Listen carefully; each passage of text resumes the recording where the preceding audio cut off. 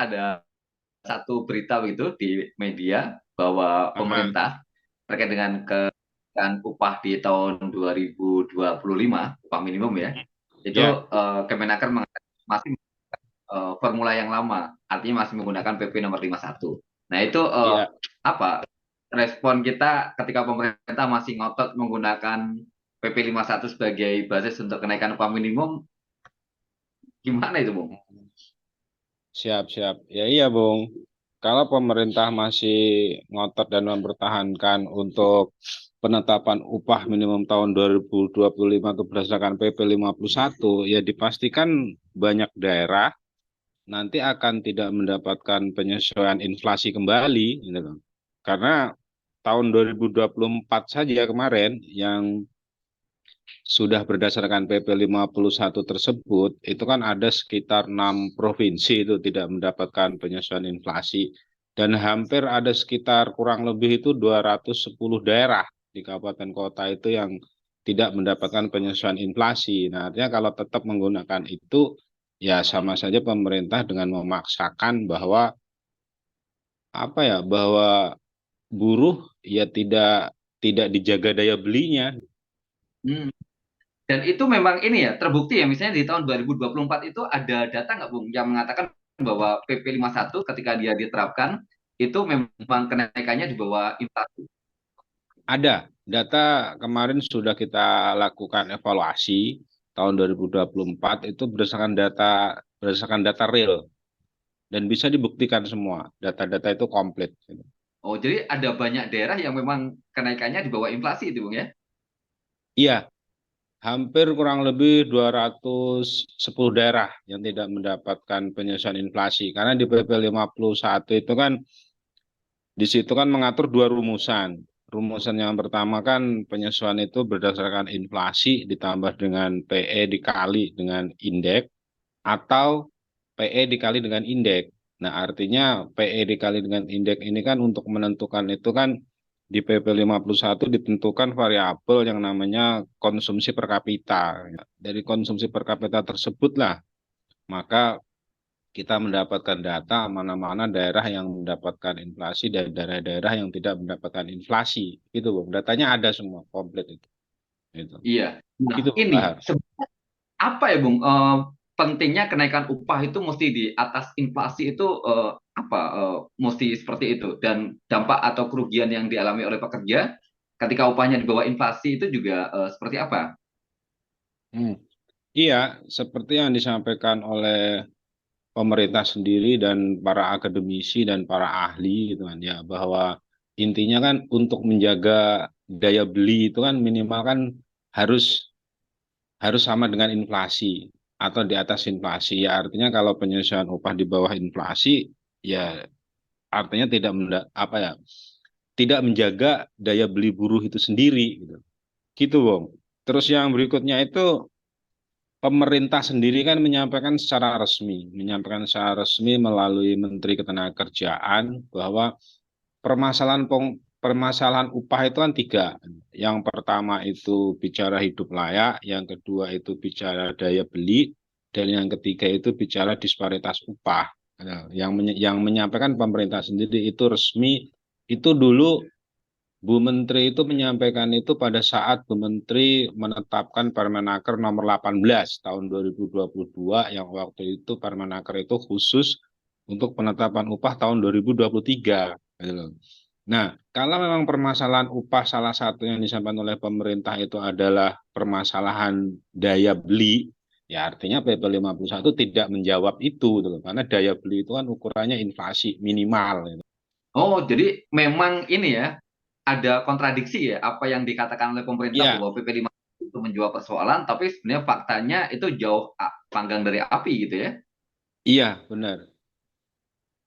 Artinya Oke, bahwa nah ini kan kemudian juga sekarang juga ramai terjadi PHK di mana-mana gitu, dan kemudian eh, ada juga yang mengatakan bahwa ini gara-gara buruh selalu naik upah tinggi nih, akibatnya perusahaan melakukan relokasi, kemudian PHK di mana-mana. Itu memang fakta itu benar adanya atau memang itu semacam apa propaganda begitu ya untuk supaya buruh tidak menuntut terus kenaikan upah?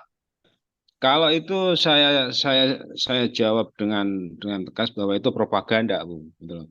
Karena kebetulan saya kan selain sebagai hari ini kan sebagai Departemen Pengupahan di DPP FSPMI, dan kebetulan selain saya Direktur Pengupahan di DPP FSPMI, saya hari ini itu dari tahun 2020 itu anggota Dewan Pengupahan Kabupaten Bekasi. Gitu. Pemerintah Kabupaten Bekasi dan BPS Kabupaten Bekasi menyatakan dengan jelas dan sangat tegas bahwa upah minimum bukan bukan sebagai penyebab terjadinya PHK. Tapi kalau upah minimum sebagai salah satu yang membuat daya tarik pekerja untuk datang ke Bekasi, yes, itu menurut pemerintah loh, pemerintah daerah, pemerintah Bekasi dan BPS. Artinya kan sudah terbantahkan sendiri bahwa bahwa kenaikan upah dan upah yang tinggi itu bukan penyebab terjadinya PHK. Itu, Bung. Oh, jadi apa yang digembar-gemborkan bahwa PHK terjadi itu karena upah sudah terlalu tinggi, itu memang nggak sesuai faktanya, Bung ya? Enggak sesuai fakta. Artinya itu ya hari ini mungkin ya itu salah satu bagian dari narasi yang dibangun oleh pemerintah dan dibangun oleh Apindo. Ya salah satunya sama, Wong. Tadi kan saya sampaikan bahwa salah satu permasalahan upah yang disampaikan oleh pemerintah itu kan tadi kan saya sampaikan satu hidup layak, kedua daya beli, yang ketiga disparitas upah. Nah, disparitas upah ini kan memang suka dan tidak suka, kita harus akui memang itu terjadi hari ini gitu kan. Contoh, contoh kalau di Jawa Barat itu upah tertinggi itu kan di Kota Bekasi yang hari ini sekitar 5,3. Upah terendah itu ada di Kota Banjar sekitar 2, artinya upah di Kota Banjar itu kan 50%-nya pun kan tidak ada dari Kota Bekasi. Kalau upah terendah di Indonesia itu kan ada di Kabupaten Banjarnegara, kalau nggak salah itu sekitar 2 juta berapa juga. Taruhlah berbanding dengan UMP-nya DKI yang sekitar 5,3 juga tuh. Artinya 50%-nya pun tidak ada. Artinya disparitas upah itu yang memang terjadi hari ini, tapi narasi yang dibangun oleh pemerintah sama Apindo itu kan selalu ngomong bahwa disparitas upah itu terjadi karena daya beli di Kota Banjar itu rendah, karena daya beli di Kabupaten Banjarnegara itu rendah. Gitu. Terus yang kedua karena tekanan serikat pekerja. Gitu kan. Terus yang ketiga itu karena politisasi kepala daerah. Artinya tiga-tiganya ini kan kita bisa bisa membuktikan itu bahwa tiga-tiganya ini adalah salah gitu, yang disampaikan oleh pemerintah. Tapi narasi yang selalu dibangun tuh seperti itu. Nah ini kan sama, Bung, dengan narasi yang dibangun hari ini bahwa bahwa upah tinggi dan kenaikan upah itulah yang menyebabkan PHK, gitu loh. Itu. Artinya apa? Artinya itu narasi yang selalu digaung-gaungkan oleh pemerintah sendiri, tapi secara ilmiah pun juga nggak ada pembuktiannya itu. Karena hari ini contoh dibilang di Kota Banjar daya belinya rendah, makanya upahnya rendah. Di Jawa Tengah, di Banjar tadi upahnya rendah karena daya belinya rendah. Tidak ada, Bung, satu bukti pun hari ini yang membuktikan kalau daya beli di Kota Banjar itu rendah, daya beli di Kabupaten Banjarnegara itu rendah. Data BPS sekalipun tidak ada yang membuktikan itu.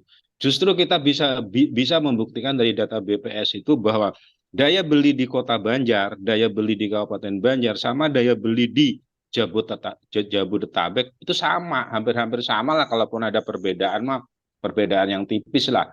Nah, narasi-narasi seperti itu memang yang hari ini tuh suka suka digaung-gaungkan gitu. Tapi secara Hmm. pembuktian pun kalau kita tanya pembuktiannya ada atau enggak juga nggak bisa membuktikan gitu. Gitu, Bung. Iya, misalnya soal harga beras, soal harga ikan, soal Mm-mm. ya pakaian Ya, gitu juga kita juga nggak begitu jauh berbeda ya sebenarnya ya enggak. antara Uh-uh. di Bekasi bahkan di Jawa Tengah. Ya, nah, saya mungkin punya salah satu bukti, Bung. Ini kan data-data dari clear, ini data saya ambil data dari publikasi BPS terkait harga-harga komoditas barang tuh. Saya mau ngasih contoh aja untuk membuktikan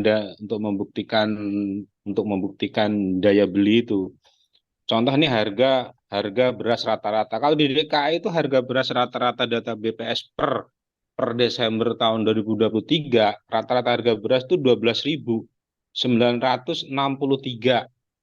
rupiah. Kalau di Jawa Barat rata-rata 11.734, di Jawa Tengah itu 12.050, artinya malah malah harga beras di Jawa Tengah itu lebih tinggi daripada rata-rata di Jawa Barat sebenarnya itu loh. Artinya dari data yang real itu yang dirilis sama BPS sekalipun kan tidak membuktikan daya beli di Jawa Tengah itu rendah, Bung. Itu loh, itu. Dan Gitu, kemudian Bung. juga di berbagai itu kan juga muncul tuh bahwa PHK ternyata dari Januari sampai dengan bulan Agustus kemarin ternyata yang Hmm, paling banyak terjadi PHK itu di Jawa Tengah. Padahal pada saat yang sama Jawa Tengah dikatakan sebagai upah yang upahnya yang kita tahu rendah. lah ya di sana upah minimumnya gitu. Iya, Tapi justru banyak PHK di sana. iya. Ya, Dan ini apa namanya? Kalau kita memang tidak menggunakan PP 51, kemudian alternatif pengupahan sebagai solusi untuk memastikan bahwa kenaikan upah di 2025 nanti benar-benar sesuai dengan keinginan buruh, adil begitu ya, buruh hmm, tidak lagi mendapatkan upah di bawah inflasi, itu apa formula yang kira-kira bisa kita terapkan di tahun depan itu, Bung? ya. Nah, kalau terkait itu saya kembali, Bung, saya kembali kepada permasalahan upah yang disampaikan oleh pemerintah sendiri tadi, gitu loh. Pemerintah tadi kan menyampaikan permasalahan upah kan hidup layak, daya beli, sama disparitas upah. Artinya kan target kebijakan kan harus bisa menyelesaikan ketiga permasalahan ini, gitu. Terus kebijakan apa yang apa ya, kebijakan apa yang paling ideal untuk menyelesaikan permasalahan ini. Nah, artinya bahwa kan kita harus mencari permasalahannya dulu nih, harus mencari permasalahannya dan masalahnya apa gitu loh. Contoh disparitas upah, memang hari ini real real itu terjadi dan itu memang harus dibenahi. Cuman kan yang harus kita cari tahu kan dulu disparitas upah ini terjadi karena apa, gitu loh, Bung. Yang harus dicari tahu dulu. Kalau pemerintah tadi menyampaikan disparitas upah ini terjadi karena daya beli di taruhlah contoh di Kota Banjar sama di Kabupaten Banjar tadi daya belinya rendah, itu bisa terbantahkan dengan data BPS sendiri. Terus yang kedua itu karena tekanan serikat pekerja. Kalau tekanan serikat pekerja itu juga harus dibuktikan apakah apakah itu benar. Terus politisasi kepala daerah. Nah, ini nih kadang-kadang ini yang apa ya, yang narasi yang menyesatkan juga ini gitu loh. Dari pemerintah sama pengusaha itu loh. Karena apa? Karena politisasi kepala daerah. Nah, satu sebenarnya yang harus kita buktikan dulu. Kalau pemerintah hari ini ngomong disparitas itu terjadi karena daya beli di Kota Banjar sama di Kabupaten Banjar tadi rendah, itu saya pernah berdebat di DPK Kabupaten Bekasi itu karena pemerintah hari ini tuh seolah-olah pengen mengatakan bahwa upah yang benar itu upah yang di Kota Banjar gitu loh, Bung. Upah yang benar itu upah yang di Kabupaten Banjar. Nah, kami pas waktu itu di Kabupaten Bekasi itu saya saya menyampaikan seperti ini, kami bisa membuktikan bahwa upah yang benar itu adalah upah di Kota Bekasi, di Kabupaten Bekasi, di Jabotabek, di Karawang, sama di Purwakarta. Dan ngukur untuk pembuktian upah yang benar itu di ring Jabodetabek, Kerawang sama Purwakarta itu gampang, gitu loh. Tidak usah pakai ilmiah, cuman pakai logika aja, gitu loh. Pakai logikanya itu ceklah hari ini upah kuli bangunan di daerah terpencil sekalipun di Pulau Jawa itu rata-rata berapa? Hari ini pasti mereka ngomong rata karena kemarin kami di AMK itu kan baru baru workshop pengupahan tuh. Kebetulan yang hadir itu ada dari Semarang, dari Mojokerto, dari Pasuruan. Nah, kami tanya tuh berapa upah kuli bangunan lah hari ini real di Jawa Tengah sama di Jawa Timur. Rata-rata 120 sampai 140 ribu. Nah, nggak usah kita ambil angka 120 sampai 140 ribu. Kita ambil 100 ribu aja. Gitu loh. Kuli bangunan dengan hari ini upahnya 100 ribu per hari dikali 30 hari, gajinya 3 juta kok. Sebulan dapat. Lah masa iya upahnya buruh di Jawa Tengah cuma 2 juta? Artinya artinya apa? Artinya yang salah kan bukan apa ya? Bukan karena daya beli di sana. Berarti selama ini tuh ada apa ya? Selama ini tuh ada permasalahan yang terjadi dan yang terjadi itu karena apa? Gitu. Artinya itu Bung, satu pembuktian yang paling simpel dan apa ya, paling simpel dan paling gampang tadi itu. Nah, terus untuk pembuktian secara ilmiahnya, kenapa sih kok upah di Jawa Tengah atau rata-rata yang terendah cuma 2 juta? Itu bukan karena faktor daya beli, bukan karena faktor bukan karena faktor serikat kerja, bukan karena politisasi kepala daerah. Karena memang dulu regulasi itu memberikan celah sehingga terciptanya disparitas upah itu. Karena kalau kita bicara pengupahan, saya ambil dari yang Undang-Undang 13 saya. Undang-Undang 13 itu kan upah minimum ditetapkan berdasarkan kebutuhan hidup layak dengan mempertimbangkan produktivitas dan pertumbuhan ekonomi. Nah, untuk menghitung kebutuhan hidup layak itu kan juklaknya itu kan ada yang dulu yang pertama kan ada di Permenaker nomor 17 tahun 2015 terkait kebutuhan hidup layak, terus berubah menjadi Permenaker 13 2012, terus berubah menjadi 18 tahun 2000 tahun 2020.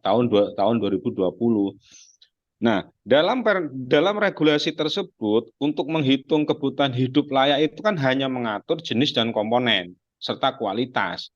Tapi tidak mengatur spesifikasi dari kebutuhan dan jenis kebutuhan dan jenis komponen hidup layak. Karena tidak ada standar yang baku itulah, Bung. Akhirnya di semua daerah itu kan mempunyai standar yang berbeda-beda.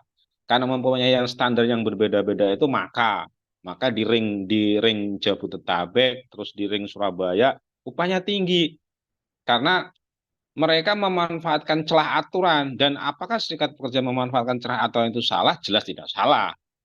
Dan artinya pas serikat pekerja menyodorkan itu di depan kepala-kepala daerah kan alasannya jelas, kan aturannya jelas, kan nah, artinya apa? Artinya kan tidak menyalahin regulasi, tapi itu tidak di semua daerah sama. Nah, itulah yang menyebabkan disparitas upah. Karena perhitungan itu akan menjadi krusial itu kalau kita ngomong di makanan dan minuman. Nah, kenapa di makanan dan minuman menjadi krusial? Karena konsumsinya tinggi gitu. Terus dikontrakan. Terus yang terakhir itu yang paling krusial lagi di transportasi. Karena transportasi ini kan tidak ada standar dan spesifik baku tuh. Cuman bicara transportasi untuk pulang dan pergi. Kalau di Kabupaten Bekasi, Bung, ada tuh trayek angkot paling jauh tuh Cikarang Cibarusa. Itu kalau PP pun hari ini 40.000 gitu loh. Kalau PP. Tapi gimana dengan daerah lain? Ada yang daerah lain tuh PP cuman sekali jalan 5.000, pulang dan pergi cuman 10.000. Nah, itu kan yang menyebabkan disparitas upah. Bukan karena daya beli, bukan karena faktor serikat pekerja, bukan karena politisasi kepala daerah. Nah, untuk pengupahan ke depan nih, biar biar bisa mengakomodir kepentingan semua pihak. Dari Kalau memang mau menyelesaikan disparitas upah, ya kita harus diagnosa permasalahannya. Permasalahannya dulu dari KHL, karena tidak ada spesifikasi baku, tidak ada standar baku. Nah, obat yang paling mujarab untuk menyelesaikan disparitas ya kembali masalahnya timbul karena apa? Ya obatnya ya harus itu gitu loh, Bung. Jangan karena dulu yang menyebabkan disparitas itu karena KHL, obatnya sekarang diganti sama pemerintah menggunakan konsumsi per kapita. Kan ada perbedaan yang sangat krusial nih, Bung, untuk hari ini. Dulu berdasarkan kebutuhan hidup layak, hari ini PP 51 untuk dapat inflasi aja itu dasarnya konsumsi per kapita. Kan beda nih kebutuhan sama konsumsi. Orang BPS sendiri hari ini ngomong konsumsi per kapita itu dihitung berdasarkan survei real. Kalau rata-rata Kabupaten Bekasi cuma butuh beras sama telur, yang akan dihitung beras sama telur. Tapi kalau orang Kota Bekasi butuhnya beras, telur sama ikan, yang dihitung di Kota Bekasi belar, telur sama ikan, kan itu permasalahan, Bung. Gitu loh. Terus ada perubahan lagi kalau bicara KHL dulu kebutuhan hidup kan orang sudah dihitung nih kebutuhannya apa. Karena kebutuhannya apa, maka di regulasi 13 2003 itu kan KHL tuh untuk pekerja lajang dari Sabang sampai Merauke. Kalau bicara pekerja lajang dapatnya satu ya satu. Tapi hari ini pas bicara konsumsi per kapita itu upah kan menjadi beda-beda nih, Bung. Bisa aja di Aceh tuh standarnya 1, nanti pas ketemu di Banten jadi 0,9 gitu. Ketemu di Jawa Tengah jadi 0,8 gitu loh. Nah, itu permasalahan. Nah, artinya untuk biar mengakomodir itu semua, kalau kalau menurut kalau menurut kami yang kami sampaikan kemarin, oke lah, seandainya di Ciptaker hari ini yang di 6 2003 itu kan bicara inflasi PE dikali indeks. Nah, indeks ini, Bung, di Ciptaker entah itu di Ciptaker 11 tahun 2020 ataupun di Ciptaker 6 tahun 2023, tidak ada satu kata pun yang menjelaskan indeks tertentu itu apa. Hmm. Di undang-undang Ciptaker. Nah, indeks tertentu ini baru diartikan seperti apa kan sama PP 51 yang terakhir itu ataupun di PP 36 yang sebelum dirubah ke PP 51. Nah, seandainya oke lah kita mencoba mencari win-win solusi lah. Kita terima rumusan itu. Inflasi ditambah dengan PE dikali dengan indeks. Nah, indeks yang paling aman, ya indeksnya ini apa? Karena salah satu masalahnya disparitas yang disebabkan oleh KHL, ya maka indeksnya ya harus berdasarkan KHL gitu. Gitu, Bung.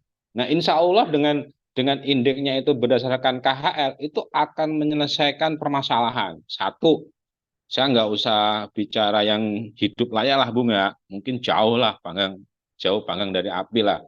Mungkin saya cuma ngomong yang daya beli sama disparitas. Dengan indeks tertentu berdasarkan KHL, maka akan menjaga daya beli buruh, gitu kan. Minimal pasti akan dapat inflasi semua plus PE-nya nanti berapa dikali dengan indeks, gitu kan. Terus untuk daerah nanti yang daerah-daerah yang upahnya rendah tadi contoh kayak di Kota Banjar sama di Kabupaten Banjar tadi gitu loh. Disparitas upah di sana kalau indeksnya itu dikembalikan kepada KL maka disparitas upahnya Kota Banjar sama Kabupaten Banjar tadi itu akan pelan-pelan gitu loh. Akan pelan-pelan akan pelan-pelan teratasi. Kalau bahasa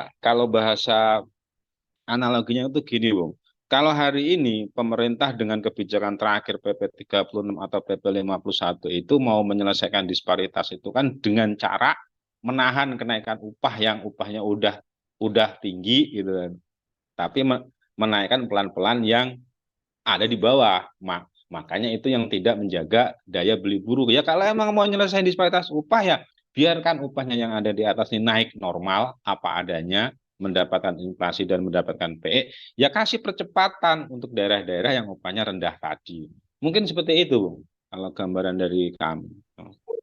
Kebijakan ini terus dipertahankan begitu, disparitas itu akan semakin lebar, Bung ya. Dan Semakin apa lebar. namanya kebutuhan itu nggak akan bisa terkejar karena inflasinya memang terus naik, kemudian kenaikan upahnya di bawah inflasi itu gitu. Iya. Nah, disparitas upah kalau kebijakan PP 51 ini dipertahankan, kebijakan terus disparitas upah itu akan semakin melebar. Untuk ngambil contoh yang paling gampang itu kalau di daerah itu ada kota sama kabupaten gitu, Bung. Yang daerahnya berdampingan. Contoh Kota Bekasi sama Kabupaten Bekasi, Kota Bogor sama Kabupaten Bogor gitu kan. Kota Tangerang sama Kabupaten Tangerang. Itu pasti akan sangat kelihatan. Kota Mojokerto sama Kabupaten Mojokerto gitu loh. Karena apa? Karena contoh kalau saya memang masih belum ngecek aktualnya perbandingan di Kota Bogor sama Kabupaten Bogor, Kota Tangerang sama Kabupaten Tangerang. Tapi saya cek Kota Bekasi sama Kabupaten Bekasi. Tahun 2021 UMK-nya Kota Bekasi sama UMK-nya Kabupaten Bekasi itu tinggian Kabupaten Bekasi. Tahun 2022 di saat menggunakan PP 36, waktu itu Kota Bekasi masih dapat penyesuaian upah, Kabupaten Bekasi enggak. Itu akhirnya terus Kota Bekasi naiklah ke atas gitu kan. Nah, terus tahun 2023 pas waktu itu kan pakai Permenaker nomor 18. Tahun 2022 semua dapat tuh. Nah, tahun 2024 kemarin tahun 2024 kemarin karena pakai PP 51, yang tahun 2023 upahnya Kota Bekasi sama Kabupaten Bekasi itu selisih kurang lebih 20.000. Hari ini karena penetapan itu berdasarkan PP 51 itu selisihnya menjadi 100.000, Bung. Kurang lebihnya. Dan kemungkinan Kabupaten Bekasi ini akan bertahun-tahun tidak dapat inflasi. Baru setahun aja sekarang udah di selisih 100.000. Bagaimana 2 tahun yang akan datang? Bagaimana 5 tahun yang akan datang? Apakah pemerintah memang maunya seperti itu dan menciptakan seperti itu gitu loh, Bung. Gitu, Bung. Ya, Itu real contoh dong. dan di beberapa daerah itu apa namanya selisihnya itu tinggi banget. Misalnya di Kabupaten Mojokerto dan di Kota Mojokerto itu bisa lebih dari sekian juta begitu selisihnya. Padahal hanya Ya, batas jet. uh-uh.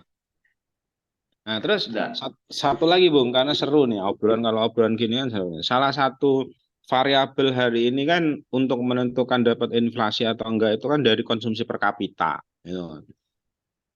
Konsumsi per kapita, saya ngasih contoh real juga nih. Konsumsi per kapita di Kota Bekasi itu kan 2,7. Terus konsumsi per kapita di Kabupaten Bekasi itu 1,7. Gitu. Daerah yang berdampingan nih, daerah yang berdampingan selisihnya sangat sangat sangat signifikan gitu. Itu karena faktor apa gitu. Karena kalau Kota Bekasi kan karena Kota Bekasi itu kan luas wilayahnya cuma mencakup 12 kecamatan gitu loh. Nah, sedangkan di Kabupaten Bekasi itu mencakup wilayahnya 23 kecamatan sampai ke wilayah laut sana gitu loh. Nah, artinya dengan apa ya? Dengan perbedaan itu kan apa ya? Itu yang membuat nilai konsumsi per kapita itu sangat sangat signifikan karena mungkin apa ya, kehidupan sehari-hari di Kota Bekasi sama di Kabupaten Bekasi kan beda. Karena akhirnya nanti kan pasti akan diambil rata-rata tuh ya. Kalau di kota rata-rata dari 12 kecamatan, kalau di Kabupaten Bekasi rata-rata dari 23 kecamatan gitu loh. Ya artinya ya pasti di Kabupaten Bekasi rendah gitu loh. Dan BPS menyampaikan bahwa salah satu fungsi dari survei konsumsi per kapita itu salah satu fungsinya apa adalah untuk menghitung tingkat garis kemiskinan gitu loh. Lah, kalau kalau pemerintah Kementerian Ketenagakerjaan menggunakan data konsumsi konsumsi per kapita yang salah satu fungsinya untuk menghitung tingkat garis kemiskinan dipakai buat ngitung upah gitu. Ya apakah ini tepat gitu loh. Yang jadi pertanyaan kan itu. Ya, terus satu lagi yang paling krusial lagi itu kalau perbandingan di Provinsi Jawa Barat, konsumsi per kapita tertinggi itu ada di Kota Bogor. Itu dengan luas wilayah Kota Bogor itu dengan luas 6 kecamatan. Konsumsi per kapita terendah di Jawa Barat itu ada di Kabupaten Garut, Bung. Kabupaten Garut itu dengan luas wilayah 42 kecamatan. Gitu. Artinya kan pasti di Kabupaten Garut pasti akan diambil rata-rata dari 42 kecamatan itu, termasuk yang tinggal di pelosok-pelosok. Gitu. Sedangkan di Kota Bekasi diambil rata-rata dari orang-orang yang tinggalnya mungkin di perkotaan semua. Apakah itu adil gitu loh, Bung? Dipakai buat variabel nentuin upah gitu. Gitu, Bung. artinya memang secara konsep terkait dengan ketentuan kenaikan upah yang sekarang dipakai itu memang udah nggak masuk akal ya dan memang harusnya dievaluasi gitu ya, pemerintah itu ya. Iya, kalau tahun kemarin sebelum penetapan upah tahun 2024, artinya kan tahun kemarin pas penetapan itu kan masih di tahun 2023, Bung, itu ya. Kalau Hmm. kalau di tahun 2023 mungkin kita semua nih bisa ngomongnya kan mungkin dapat menyebabkan gitu kan. Itu loh, mungkin atau dapat menyebabkan karena penetapan menggunakan itunya kan masih belum dilakukan gitu loh. Tapi kalau tahun ini setelah penetapan upah minimum tahun 2024 itu sudah berdasarkan PP tersebut kan sudah nggak mungkin lagi, Bung. Sudah nggak menggunakan bahasa dapat menyebabkan lagi. Data real hari ini sudah membuktikan kok. Kalau PP 51 itu membuat 6 provinsi dan kurang lebih 210 daerah Gitu. 210 daerah mendapatkan penyesuaian di bawah inflasi, artinya tidak dapat inflasi, cuman dapat PE, makanya di bawah inflasi semua tuh penyesuaian upah. Itu jelas-jelas sudah terbukti gitu loh, Bang. Kalau jelas-jelas sudah terbukti seperti itu, pemerintah tetap abai dan dan menutup mata, ya timbul tanda tanya dan pertanyaan besar, ada masalah apa sebenarnya gitu, Bang. Hmm. Oke, jadi apa namanya? Ini juga sekaligus pesan begitu ya kepada pemerintah kalau memang akan memperbaiki tadi soal daya beli, memperbaiki soal disparitas, juga Ya, memperbaiki soal kesejahteraan memang kuncinya adalah dengan tidak lagi menggunakan PP 51, apalagi iya. sudah terbukti dalam tahun kemarin memang ada bahkan ratusan kabupaten kota yang tidak yang di bawah inflasi dan sebagainya. Soal upah minimum sektoral ini kan juga di Undang-Undang Cipta Kerja juga kemudian dihapuskan gitu ya. Mm-mm. Sebenarnya sebenarnya dampak dari dihilangkannya upah minimum sektoral terhadap apa industri-industri kita, terutama juga terkait dengan kesejahteraan kaum buruh. Ini kajian teman-teman seperti apa?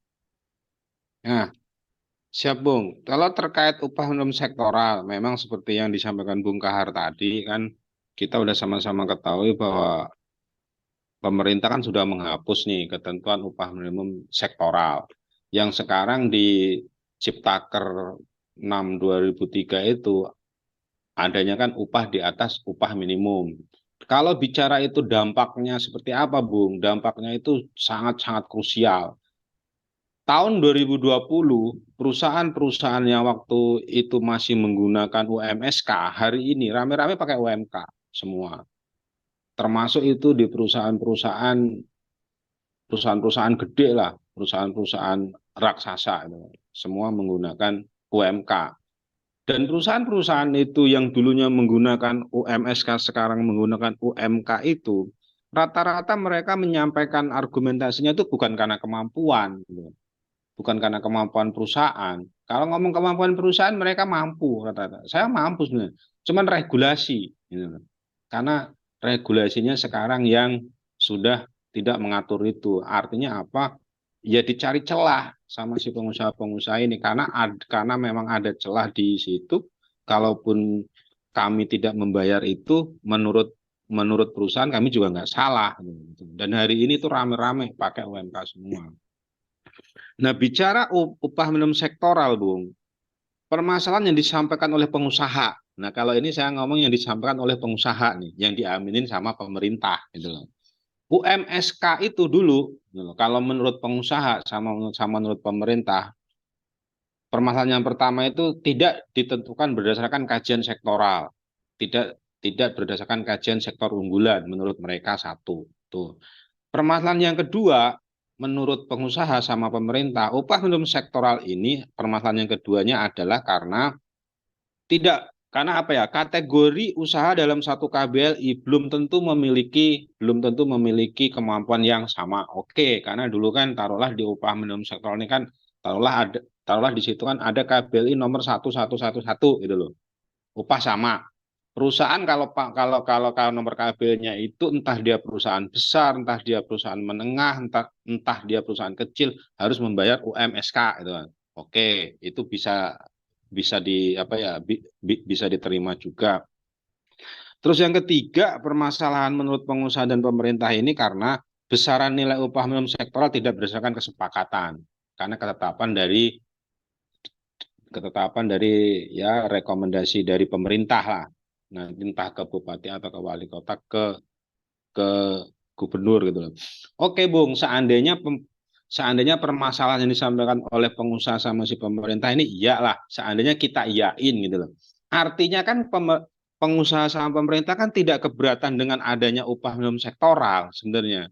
Dia cuman keberatan untuk proses penetapannya dan kriteria dari penetapannya gitu loh. Artinya kalau memang pengusaha ini tidak keberatan dengan adanya sektoral yang hari ini diganti dengan upah di atas upah minimum gitu loh. Ya pemerintah harus tanggung jawab gitu loh. Tidak artinya apa ya? Bukan karena taruhlah nih ada PT A mampu, PT B mampu, PT C mampu, KBL-nya sama. karena permasalahan PTC, jadi upah minimum sektoralnya dihapus gitu loh. Nah, artinya dengan permasalahan yang disampaikan oleh pengusaha dan pemerintah tadi, ya ayolah kita duduk bersama, cari solusi gitu loh. Bikin pedoman kalau emang UMSK itu dianggap memberatkan beberapa perusahaan, ya ayo kita coba cari gitu, Bung. Nah, pemerintah harus tanggung jawab. Kalaupun seandainya upah di atas upah minimum tuh hari ini dikembalikan berdasarkan kesepakatan di perundingan bipartit, gitu loh. Seandainya oke, kami menerima itu, tapi pemerintah juga harus membuat pedoman sebagai juklak, sebagai petunjuk pelaksana untuk berunding bipartit. Gitu. Jangan pemerintah hari ini seolah-olah karena permasalahan yang tiga hal tadi itu, pemerintah cuma siapin ring tinju nih. Nih pasal 90A, upah di atas upah minimum ditetapkan berdasarkan kesepakatan antara pengusaha dan pekerja di perusahaan. Cuman bikin ring tinju doang tuh. Silakan kamu tinju di situ. Selesain sendiri. Nah, pemerintah kan abai, Bung. Artinya. Karena, Bung, di pasal 88 Ciptaker hari ini pun pemerintah menetapkan kebijakan upah. Satu, upah minimum. Dua, skala upah. Yang ketiga, bla bla bla bla bla bla. Nah, upah di atas upah minimum, gitu loh. Upah di atas upah minimum ini kalau kita artikan karena ini berlaku untuk nol tahun, Bung ya. Artinya kan upah di atas upah minimum ini kan bisa diartikan upah minimum di atas upah minimum gitu loh, Bung. Cuma ini sebenarnya kan ini kan cuma bahasa aja nih. Upah minimum di atas upah minimum, ya itulah upah minimum sektoral gitu loh. Gitu. Nah, Ya, kebijakan upah minimum karena itu kebijakan pemerintah, pemerintah membuat kebijakannya yang sekarang PP 51. Terus bicara struktur skala upah karena itu kebijakan pemerintah, ada kebijakannya Permen nomor 1 tahun 2017. Nah, upah minimum di atas upah minimum ini kebijakannya mana gitu loh. Nah, pemerintah harus bikin kebijakan minimal kalau yang kami harapkan itu yang di situ itu pemerintah bikin pedoman minimal itu yang mengatur mengenai siapa sih yang berhak mendapatkan upah upah di atas upah minimum, kriterianya seperti apa sih untuk mendapatkan itu, terus besaran nilainya seperti apa. Nah, nanti itu yang akan dijadikan teman-teman yang dijadikan teman-teman sebagai dasar untuk berunding di internal perusahaan gitu loh. Artinya berunding di internal perusahaan nanti cuman mengukur aja, saya masuk kemana sih? Terus perusahaan kami termasuk perusahaan mampu apa enggak sih? Gitu loh, gitu loh. Artinya ada juklaknya gitu loh, Bung. Minimal seperti Permenaker nomor 1 tahun 1999. Kalau yang Permenaker nomor 1 tahun 1999 kan dulu memang baru mengatur nilainya saja tuh, Bung. 5% di atas UMK. Nah, contohnya seperti itu kan tinggal disempurnakan gitu. Begitu, Bung Kahar, kalau terkait UMSK. karena upah minimum sendiri itu kan upah yang diperuntukkan bagi pekerja dengan masa kerja di bawah 1 tahun begitu ya. Sedangkan Iya, maksudnya kalau mereka udah lebih dari 1 tahun ya lebih tinggi di atas dari upah minimum itu. Dan iya. yang menarik kan baru-baru ini beberapa bulan yang lalu itu juga Mahkamah Agung sudah mengeluarkan putusan terkait dengan apa keputusan Gubernur di Jawa Barat terkait dengan upah minimum di Hmm, atas 1 tahun itu ternyata itu tidak menyalahi ketentuan begitu. iya. Dan tapi sayangnya kan itu kayaknya juga berhenti gitu dalam diskusi itu. Nah itu sampai sekarang posisinya sudah di mana itu Bung terkait dengan desakan kawan-kawan di Jawa Barat untuk agar ada keluar peraturan terkait dengan upah di atas 1 tahun itu. Hmm.